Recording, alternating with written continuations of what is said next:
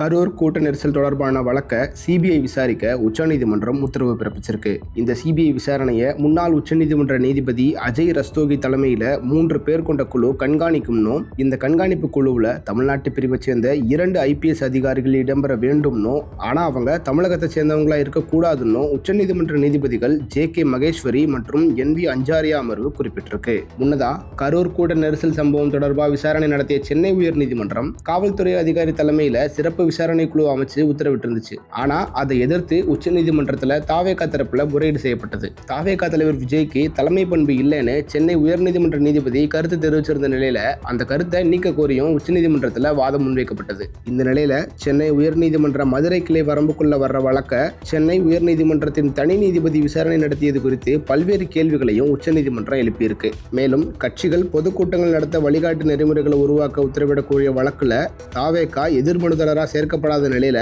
சென்னை உயர்நீதிமன்றம் தன்னிச்சையா எப்படி உத்தரவு பிறப்பிச்சதுன்னோ, தலைமை நீதிபதியின் அனுமதி இல்லாம மதுரை அமர்வுல நடைபெறும் வழக்க சென்னையில உள்ள தனி நீதிபதி அமர்வு விசாரிக்க எந்த தேவையும் இல்லைன்னு, ரெட் குற்ற வழக்கா எப்படி பதிவு செஞ்சு விசாரணை மேற்கொண்டீங்கன்னு உச்சநீதிமன்றம் கேள்வி எழுப்பியிருக்கு. இது தொடர்பாக சென்னை உயர்நீதிமன்றத்தின் பதிவாளர் விளக்கமளிக்க வேண்டும்னு உச்சநீதிமன்றம் உத்தரவிட்டிருக்கு. இந்த வழக்குல தாவேகா தரப்பு வாதங்களை ஏற்று சிபிஐ விசாரணைக்கு உத்தரவிட்டதோடு உச்சநீதிமன்ற ஓய்வு பெற்ற நீதிபதியின் தலைமையில 3 பேர் கொண்ட கண்காணிப்பு குழுவை அமைச்சு உச்சநீதிமன்றம் உத்தரவு பிறப்பிச்சிருக்கு. மக்களின் அடிப்படை உரிமைகள் சார்ந்த விவகாரமாக இதை கருதுவதாகவும், நியாயமான பாரபட்சமற்ற விசாரணை மக்களின் உரிமை என்றும் உச்சநீதிமன்றம் கருத்து தெரிவித்துள்ளது.